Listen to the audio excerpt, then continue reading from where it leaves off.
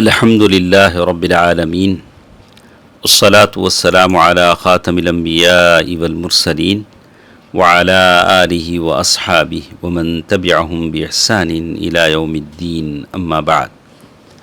محترم حضرات و خواتین، کتاب الفتن کی یہ حدیثیں ہیں جو ہم روزانہ فجر کی نماز کے بعد مسجد میں درس میں سنتے ہیں۔ آج ہمارے سامنے اسامہ بن زید رضی اللہ عنہ کی یہ حدیث ہے۔ وہ فرماتے ہیں، اشرف النبی صلی اللہ علیہ وسلم علی اطعم من اطعام المدینہ فقال هل ترون ما ارى قالوا لا قال فإني لأرى الفتن تقع خلال بيوتكم كوقع القطر۔ نبی کریم صلی اللہ علیہ وسلم مدینے کے ٹیلوں میں سے ایک ٹیلے پر چڑھے، یا اور بھی حدیثوں میں الفاظ ہیں محلات میں سے ایک محل کے اوپری حصے پر چڑھے، پھر فرمایا کہ میں جو کچھ دیکھتا ہوں کیا تم بھی دیکھتے ہو؟ لوگوں نے کہا کہ نہیں۔ اللہ کے نبی صلی اللہ علیہ وسلم نے فرمایا، میں فتنوں کو دیکھتا ہوں کہ وہ بارش کے قطروں کی طرح تمہارے گھروں میں داخل ہو رہے ہیں۔ اس حدیث نبوی اور مشرق کی طرف سے اٹھنے والے فتنے کے حدیث کے درمیان جمع اور تطبیق کرتے ہوئے حافظ ابن حجر رحمہ اللہ فرماتے ہیں، اس بارے میں مدینہ منورہ کا خاص ذکر اس لیے کیا گیا کہ سیدنا عثمان رضی اللہ عنہ کی شہادت یہی ہوئی، اس کے بعد تمام علاقوں میں فتنے پھیل گئے۔ جنگ جمل اور صفین سیدنا عثمان رضی اللہ عنہ کی شہادت کا نتیجہ تھی، جبکہ خوارج کے خلاف جنگ نہروان کا سبب جنگ صفین میں تحکیم والا معاملہ بنا۔ اس دور میں جو بھی لڑائی ہوئی بلا واسطہ یا بالواسطہ اس کا تعلق شہادت عثمان رضی اللہ عنہ سے تھا۔ پھر سیدنا عثمان رضی اللہ عنہ کی شہادت کا سب سے بڑا سبب آپ عثمان رضی اللہ عنہ کے گورنروں پر طعن اور خود آپ رضی اللہ عنہ پر ان کی گورنری کی تقرری کے حوالے سے کی جانے والے اعتراضات تھے۔ اس معاملے کا آغاز عراق ہی سے ہوا تھا۔ عراق مدینہ منورہ کے مشرق کے سمت میں واقع ہے۔ اس طرح اس حدیث اور آنے والی حدیث میں کوئی تعارض نہیں ہے کہ فتنے کی سرزمین مشرق عراق ہی ہے۔ اسامہ بن زید رضی اللہ عنہ سے روایت ہے کہ انہوں نے کہا کہ نبی کریم صلی اللہ علیہ وسلم مدینہ طیبہ کے محلات میں سے ایک اونچے محل پر چڑھ کر فرمایا، کیا تم وہ دیکھ رہے ہو جو میں دیکھ رہا ہوں؟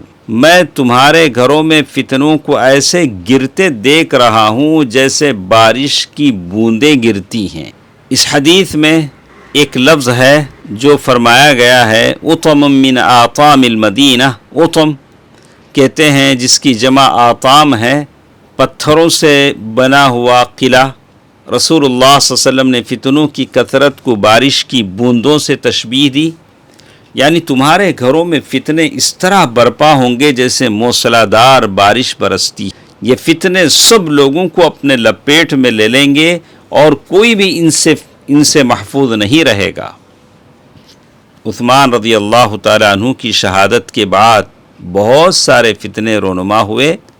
حرہ کا واقعہ یا مدینے کی دوسری جنگیں، اس حدیث سے ان جنگوں کی طرف اشارہ ہے جو صحابہ کرام کے درمیان برپا ہوئیں۔ اس حدیث کے راوی اسامہ بن زید رضی اللہ عنہ ہیں۔ ابو زید ان کی کنیت تھی، اور بعض لوگوں نے ابو محمد بھی کہا ہے، ابو خارجہ بھی کہا ہے۔ اسامہ بن زید رضی اللہ عنہ اللہ کے نبی صلی اللہ علیہ وسلم کے بڑے چہیتے، آپ کے خادم زید بن حارثہ رضی اللہ عنہ کے بیٹے تھے۔ زید بن حارثہ وہ ہیں جن کو اللہ کے نبی صلی اللہ علیہ وسلم نے اپنا منہ بولا بیٹا بنایا تھا۔ زید بن حارثہ رضی اللہ عنہ ان کا تعلق قبیلہ کلب سے تھا۔ عربی قبیلہ ہے، لیکن جیسے پہلے زمانے میں قبائل ایک دوسرے پر حملہ کرتے تھے اور مردوں کو غلام بنا لیتے تھے، پھر بازاروں میں بیچ دیتے تھے، تو زید بن حارثہ رضی اللہ عنہ مکے کے بازار میں بیچے گئے سوق حباشہ میں، اور ان کو خریدا حکیم بن حزام رضی اللہ تعالی عنہ نے۔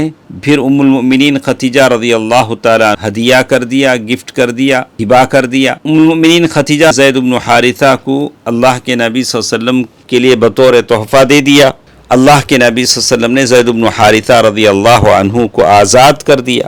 یہ زید بن حارثہ ہیں جو اس حدیث کے راوی اسامہ بن زید رضی اللہ عنہ کے والد ہیں۔ جب ان کے باپ آزاد ہوئے تو یہ بھی آزاد تھے،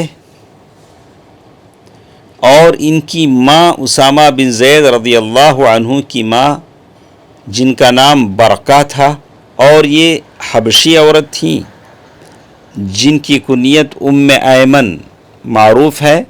زید بن حارثہ رضی اللہ عنہ ان کا رنگ بہت گورا تھا، لیکن جب انہوں نے ام ایمن سے شادی کی اور وہ حبشی عورت تھیں تو اسامہ بن زید رضی اللہ عنہ پیدا ہوئے جو بہت کالی رنگت کے تھے، اور اسی بات کو لے کر منافقین طعنہ دیتے تھے کہ یہ باپ بیٹا نہیں ہیں۔ لیکن یہ قصہ معروف ہے، مشہور ہے کہ دونوں باپ بیٹا سو رہے تھے، صرف پیر نظر آ رہے تھے، تو ایک قافیہ شناس نے دیکھ کر بتا دیا، یہ کہہ دیا کہ یہ دونوں باپ بیٹا ہیں، باپ بیٹا سو رہے ہیں۔ اللہ کے نبی صلی اللہ علیہ وسلم کو اس قافیہ شناس کی بات سے بہت خوشی ہوئی۔ اللہ کے نبی صلی اللہ علیہ وسلم اسامہ بن زید کو بہت محبت کرتے تھے، بہت چاہتے تھے، یہاں تک کہ جب ایک مرتبہ ایسا ہوا کہ ان کو کنکری آ گئی اور آپ کے منہ سے اور ناک سے لعاب بہنے لگا، تو اللہ کے نبی صلی اللہ علیہ وسلم نے اپنی بیوی عائشہ سے کہا، ام المؤمنین سے، کہ اسے صاف کر دیں، لیکن انہوں نے معذرت کر دی۔ تو اللہ کے نبی صلی اللہ علیہ وسلم کا تواضع دیکھیے کہ اللہ کے نبی صلی اللہ علیہ وسلم نے خود اس کو صاف کیا۔ کبھی آدمی اپنے بچے کی گندگی صاف نہیں کرتا، لیکن اللہ کے نبی صلی اللہ علیہ وسلم نے اسامہ بن زید جو اپنے نوکر کے بیٹے ہیں ان کی گندگی کو صاف کیا۔ یہ آپ صلی اللہ علیہ وسلم کی تواضع کی بہت بڑی مثال ہے۔ اللہ کے نبی صلی اللہ علیہ وسلم نے اسامہ بن زید کو اس فوج کا جنرل بنایا جس کو مدینے کے باہر بھیجا گیا تھا، اور اللہ کے نبی صلی اللہ علیہ وسلم نے اپنی وفات کے وقت وصیت کی تھی، اور اس فوج میں عمر رضی اللہ تعالی عنہ بھی موجود تھے، اور اس وقت اسامہ بن زید رضی اللہ عنہ کی عمر 17 سال تھی۔ اسامہ بن زید رضی اللہ تعالی عنہ سے 128 حدیثیں مروی ہیں، جس میں سے 18 حدیثیں صحیح بخاری اور مسلم میں موجود ہیں۔ اسامہ بن زید رضی اللہ عنہ شہادت عثمان رضی اللہ عنہ کے بعد ان کی وفات ہوئی، اور انہی کی حدیث ہے۔ اس حدیث کی شرح انشاءاللہ کل کے درس میں ہم پڑھتے ہیں۔ اللہ تعالیٰ کی رحمتیں اور برکتیں ہوں اسامہ بن زید رضی اللہ تعالی عنہ پر، جن سے بہت ساری حدیثیں ہم تک پہنچی ہیں۔ کل اس حدیث کی شرح ہم پڑھ لیتے ہیں۔ اللہ تعالیٰ ہم سب کی حفاظت فرمائے، آمین۔ والسلام علیکم ورحمۃ اللہ وبرکاتہ۔